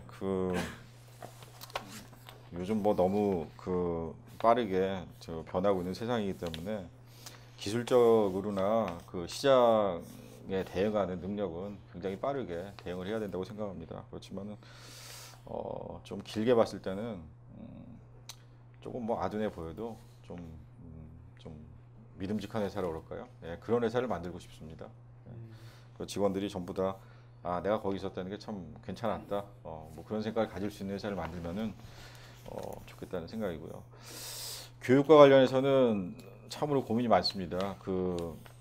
중소기업들이 이게 교육을 한다는 게 생각처럼 쉽지가 않습니다. 그래서 저희가 매년 연초에 예산을 책정해서 외부에 있는 교육을 좀 많이 보내고 있는데요. 이제 인원이 막 100여 명씩 넘어가다 보니까 뭔가 좀 시스템적으로 좀 크게 변화를 해야 되겠다는 생각을 하는데요. 그래서 요새 시스템과 관련된 좀 경영책, 경영서적 뭐 이런 걸 좀 읽어보고 있는데 디자이닝을 좀 잘해야 될 것 같습니다. 이것도 단기간에 뭐 제가 한 달 정도 생각해가지고 이거 하세요라고 지금 될 일은 아닌 것 같고요. 각 직급별로 좀 받아야 되는 교육이라든지 또 같이 좀 공유해야 되는 지식 이런 부분을 좀 고민을 많이 해봐야 될 것 같습니다. 아직은 저희가 많이 준비가 안 돼 있습니다. 계획을 좀 세우고 있습니다. 대표님은 어떤 리더십니까? 보니까 제가 보기엔 오늘 이렇게 보니까 평소에도 이제 어떤 팀장들이라든지 이렇게 네. 있으실 때 이런 것도 만약에 뭔가 본인의 의중이 있으시더라도 네. 그 의중을 바로 직설적으로 네. 저처럼 직설법을 확 하는 건지 그렇게 안 하실 것 같고 되게 먼저 한번 화두를 던져보고 사람들의 얘기를 다 듣고 어떤 식으로 하십니까? 어떤 식으로 본인의 의도랄까 뭔가 방향을 직원들한테 같이 이제 공감을 시키고 같이 끌고 나가는 타입이신지 어떤 타입이세요, 대표님은? 말씀하신 대로 그럴 때도 있습니다만 뭐 독자적으로 할 때도 많습니다. 아, 네. 오. 모르겠습니다. 이런 표현이 맞는지 모르겠지만은 상황에 따라서 좀 팔색조가 되지 않을까. 아, 네. 필요할 때는 뭐 제가 맞는다고 생각하면은 주변이 뭐라 그런지 간에 무시하고 가야 되는 거고요. 네. 제가 잘 모르면 당연히 주변 의견을 수렴을 해서 해야 되겠죠. 네, 네. 자, 또 질문. 네. 하세요. 예. 오랜만에 마이크를 네. 잡으니까 반갑습니다. 예. 그 두 가지 질문을 좀 드리고 싶은데요. 10년 동안 이제 경영을 하셨고 총 34년의 연속된 기업을 이렇게 계속 운영하다 보면 보통 일반 직장인들은 그렇거든요. 아침에 출근하기가 싫고 도망가고 싶을 때가 있어요. 근데 이 100여 명의 식구, 그다음에 가족 달린 식구로 합치면 500명 가까이 되는 식구들, 뭐 주변에 있는 분들, 그걸 다 책임을 진짜 지고 싶지 않고 도망갈 때가 딱 2번 정도 한번 말씀을 좀 해주시고요. 반대로는 또 내가 진짜 기업 경영자로서 내 정말 자부심을 느낀다라고 한 10년 동안 경영하시면서 경험했던 두 가지 좀 말씀 좀 부탁드리겠습니다. 그 사례로 말씀드리기는 좀 어려울 것 같고요. 도망가고 싶은 적은 마음속에 조금 일렁인 적은 있습니다만 뭐 그렇게 도망가야겠다라고 마음을 먹은 적은 없습니다. 일단 제가 이 직을 내려놓기 전까지는 책임을 지고서 해야 된다는 생각을 좀 분명히 해야 될 것 같고요. 그런 게 없다 그러면은 그 회사를 경영해서는 안 된다고 생각합니다. 분명히 그런 생각은 다른 사장님들도 아마 똑같이 갖고 계실 거라고 생각을 합니다. 그리고 두 번째 질문이 뭐였죠? 제가 까먹었습니다. 반대로 정말 자부심을 느끼고 경영자로서 자부심을 느끼는 거는 첫 번째로는 우리 그 식구들한테 좀 일할 수 있는 기회를 많이 확대를 하고, 그러니까 뭐 활동 영역을 더 넓혀주고요. 그다음에 전 식구들이 좀 뭔가 좀 안녕을 누린다고 그럴까요? 예, 그런 느낌을 받았을 때 좀 보람을 느끼죠. 근데 저는 오늘 대표님 보면서 이 중소기업들은 그 대기업은 이렇게 거대한 규모의 경제와 시스템 있잖아요. 중소기업은 지금 말씀하신 것처럼 쉽고 뭔가 그런 맛이 좀 있어야지만 이 중소기업에 다니는 또 맛이 있지 않을까 생각도 들어요. 오늘 이렇게 말씀 들어보면서 그것이 중소기업의 가장 큰 또 인재를 계속해서 그렇죠. 예. 유지할 수 있는 또 방안이 아닌가. 오늘 뭐 중소기업이 대기업 따라도 연봉 뭐 시스템 모든 것을 완벽하게 만들려고 해봤자 그죠? 오히려 더 그렇게 단계별로 가야 된다고 생각합니다. 예. 혹시 그 돈이 없어서 직원 월급을 늦게 줘보신 적 있으세요? 제가 와서는 없습니다. 네. 그러면 아까 뭐 혹시 오늘이 월요일이잖아요. 네. 어젯밤에 뭐 이게 개콘 끝나고 나서 갑자기 막 회사 하기 싫다든지 막 이렇게 마음이 막 불안해 그런 적은 없어요? 사장님이시지만 네. 네. 어떠세요? 와이프가 가끔 이제 오늘은 회사 가지 말고 좀 놀지 하러 네. 그런 날은 가끔 좀 유혹에 빠집니다. 아, 네네. 아직도 아니 지금 30대 아니시잖아요. 아니죠. 40대시잖아요. 40대. 이제 올해 50대. 50인데 그렇게 유혹을 하시나 보죠? 왜냐하면은 제가 출장도 많고 밖에 많이 돌아다니다 보니까 네네. 얼굴 볼 날이 없지 않습니까? 오케이. 그래서 가끔 그런 추파를 던집니다. 네. 행복하신 우리 고피디님은 너무 일찍 버림을 받으셔가지고 저는 일찍 가면 왜 왔어? 왜 이렇게 일찍 왔어? 그러는데 자, 또 질문 있어요? 질문. 네, 마이크. 네. 네, 대표님 그 사업을 하시다 보면 좀 어려운 일이 있었잖아요. 네. 그 어려운 일이 있을 때 이제 의존하는 어떤 책이나 뭐 어떻게 그걸 해결하십니까? 어떤 어려움이 있을 때 어떤 책을 제가 많이 보면 그런 것들을 추천해 줬으면 감사하겠습니다. 책을 한 가지만 추천하는 거는 좀 어려울 것 같고요. 작년에 읽었던 책 하나를 소개를 야, 이제 해드리면 이런 질문 받았을 때 책 안 읽는 CEO분들이 정말 황당하시겠다. 좀 어려운 책인데 제가 작년에 정관종려를 읽어봤습니다. 네. 그 당태종 시절에 그 왕하고 신하들에 관련된 얘기지 않습니까? 네네. 저자는 이제 뭐 당태종이 아니고 그 조금 후에 살았던 어떤 작가라고 제가 기억을 하는데요. 그 책을 읽으면서 정관종려입니다. 그 책을 읽으면서 제가 뭐 황제는 아닙니다만 거기 보면 이제 조직이나 이런 걸 이제 어떻게 보면 좀 유지하고 다스려야 되는 그런 그 섭리가 많이 나와 있더라고요. 그래서 그걸 보면서 좀 깨우친 바가 많습니다. 작년에는. 당태종도 그게 그 뭐야 2세죠, 2세. 2세죠. 당나라의 네. 그 아들이었죠. 만든 사람의 아들이었죠. 이연의 아들이죠. 이연의 아들이죠. 네, 네. 네. 그러니까 어떻게 보면 대표님하고 비슷한 처지시네. 어떻게 보면. 저보다는 더 포악했습니다. 어떤 면? 자, 또 질문 있어요? 질문. 그 대표님한테 한번 저 개인적인 또 한번 의견을 한번 묻고 싶은데요. 네. 지금 사실 이제 대표님도 이제 대우라는 그런 그 대기업에 있다가 네. 나와서 이제 그 부모님이 이렇게 하신 사업체를 물려받아가지고 이제 대표이사를 하고 계시는데 최근에는 이제 그런 기업을 잘 다니다가 창업하는 게 아니라 처음부터 이게 그 창업을 하는 것을 약간 좀 권장을 하잖아요. 물론 그 이유가 여러 가지 이유가 있겠지만은 그 처음부터 창업하는 거 하고 어느 정도 경력을 쌓고 난 다음에 창업하는 거하고 어떤 게 좋은지 한번 개인적인 견해를 한번 좀 말씀해 주시겠습니까? 그 두 가지 다 장단점이 있는데 제가 그냥 봐온 바로는 아무래도 직장 경력이 좀 있고 나서 하는 게 좋지 않을까 그런 생각을 많이 합니다. 네. 그 아무리 의욕이 넘치고 좋은 아이디어가 있다고 하더라도 사실은 회사라는 게 그 운영해 나가는 그 좀 뭐라 그럴까요? 묘라 그럴까요? 과정 이런 거를 또 너무 모르고서는 아무리 좋은 생각이고 좀 핵심적인 내용이더라도 그런 게 주변에는 다른 것들한테 많이 치일 것 같아요.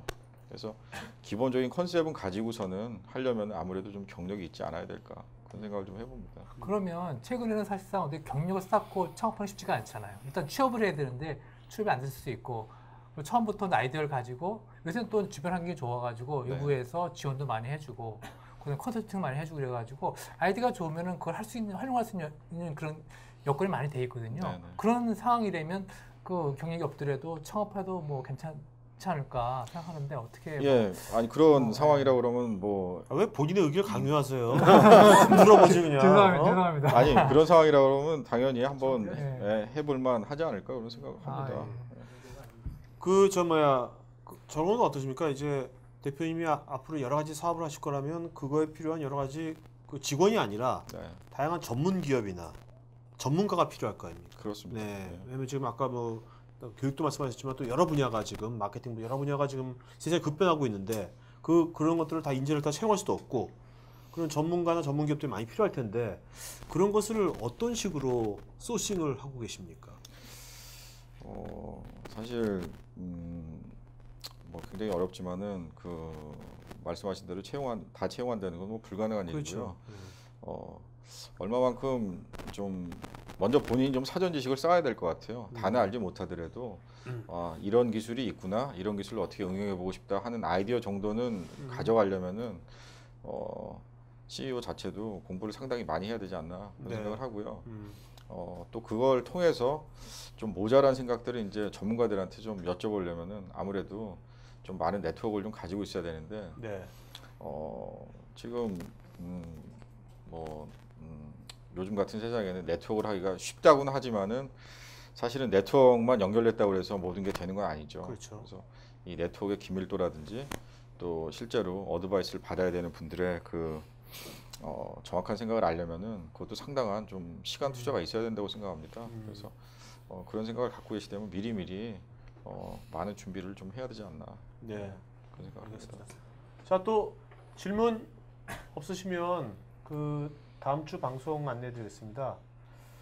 다음 주하고 이제 3월달 다음 주는 이제 저번에 우리 강준배 대표님 나왔었죠. 그 쿠나 ENT 웅자 오빠. 그래서 그때 그분이 오픈 트레이드라고 크라우드 펀딩하는 요 사이트에서 그 1억을 투자 받으셨죠.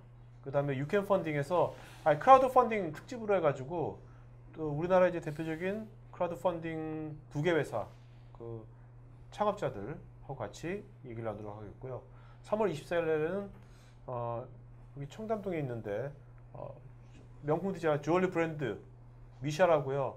미스코리아 왕관부터 해가지고 뭐 여기도 글로벌하게 지금 수출도 많이 하고 있고 김정주 대표님이시고요.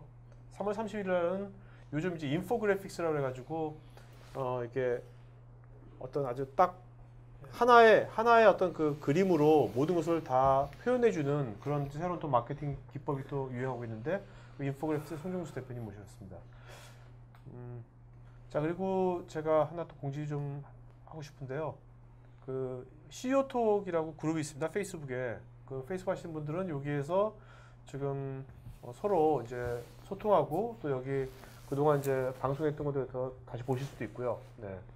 그 다음에 오늘 이제 이거 알파 오픈했는데 제가 그룹에다 오늘 아까 공지했는데 그동안 이제 이게 올해 저희가 6월부터 이제 CEO톡에서 35회까지 있지 않습니까? 그래서 그동안 그 CEO분들이나 또 제가 되게 북포럼을 하는데 보면 되게 좋은, 오늘도 그렇지만 좋은 말씀이 많았어요. 근데 그런 것들을 그냥 다시 보기 1시간 반짜리 그냥 딱 올려놓으니까 사실 요새 바쁜데 누가 1시간 반을 다 봅니까? 못 보잖아요. 그래서 그것을 지금까지 했던 것들을 주제별로, 그러니까 뭐 경영 전략, 영업, 마케팅, 인사교육 이런 식으로 주제별로 다 이렇게 3분 이내, 거의 한 3분 이내로 다 클립을 한 250개 만들었어요. 제가 이것 때문에 제가 거의 뭐 요즘 거의 주말도 없이 지냈는데 그래서 이거 쉽게 보실 수 있습니다. 여러분들 쉽게 보면서 또 여기 그 CEO분들하고 이분들 컨텐츠잖아요. 그럼 여러분들 거기다가 나중에 댓글을 다시면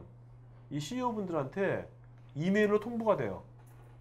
그래서 여러분들 그분들도 뭔가 여러분들 소통할 수 있게 이제 그런 것들을 하는 CEOMB라는 사이트가 있으니까 나중에 많이들 그 소통해 주시면 좋겠습니다. 네. 자, 그러면 그 오늘 MC 진행한 두 분께 박수 부탁드리겠습니다. 자, 대표님도 마지막 한 말씀 말씀하죠. 네, 오늘 초청해 주셔서 너무 감사드리고요. 제가 오늘 드린 부족한 그 얘기가 조금이라도 도움이 될 수 있으면은 더할 나위 없이 기쁘겠습니다. 예, 오늘 참석해 주셔서 감사드립니다. 네.